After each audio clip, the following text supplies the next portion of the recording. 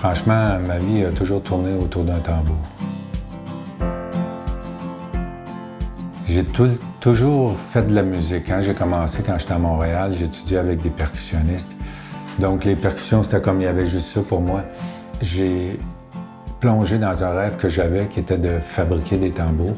Ça m'a amené à une histoire de 30 ans avec l'entreprise Moperc, qui était des tambours style africain et de style latin, si on veut. Toute la création que j'ai faite avec les congas, les djembés, tous ces instruments-là, avec Moperc, ça m'a demandé d'être concentré dans un atelier super longtemps.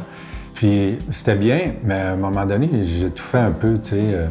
Puis c'était pas la poussière,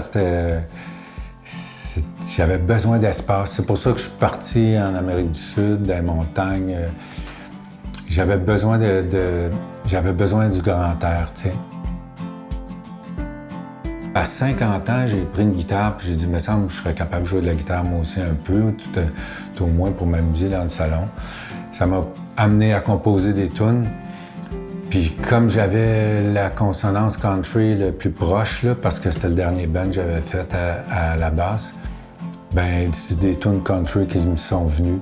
Puis j'ai commencé à raconter les histoires de campagne, de party, de qu'est-ce qui se passe ici en campagne. Ça a été comme un projet important pour moi. J'ai appelé ça Cowboy Mo, parce que Mo, c'est moi, Michel Ouellette. Je fabrique des tambours chamaniques, de style chamanique. Je gardais ça pour ma retraite, comme, tu sais, ça fait quand même 20 ans que j'en fais, là, mais c'était parallèle, tu sais. Puis je suis allé visiter certaines Premières Nations dans le nord du Québec. On tombe dans une autre clientèle puis un autre vibe. On est plus dans une vibe spirituelle que de performance. Ça fait que ça me correspond bien. C'était quand même un rêve assez précis et pointu, tu sais. Finalement, je gagne ma vie à faire des tambours. Pendant que je fais des tambours, je rêve qu'un jour, je puisse travailler au Moham, parce que je reste à côté du Moham, puis je me disais que ça serait extraordinaire pour ma retraite de travailler au Moham.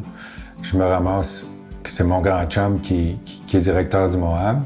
En tout cas, je me rends compte que ma vie, puis c'est sûrement la même chose pour tout le monde, c'est vraiment la manifestation de tout ce que je pense, de tout ce que je rêve, puis de tout ce que je fais. En fait, on est responsable de notre bonheur. Je suis là exactement où je voulais être.